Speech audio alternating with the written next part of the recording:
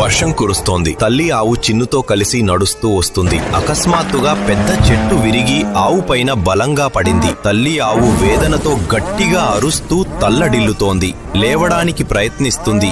ఎంత ప్రయత్నించినా లేవలేకపోయింది. చిన్ను తల్లిని లేపడానికి ప్రయత్నిస్తుంది కాని తన బలం సరిపోదు. భయంతో చిన్ను ఎవరి సహాయమైనా కావాలని పరుగెత్తుకుంటూ వెళ్ళింది.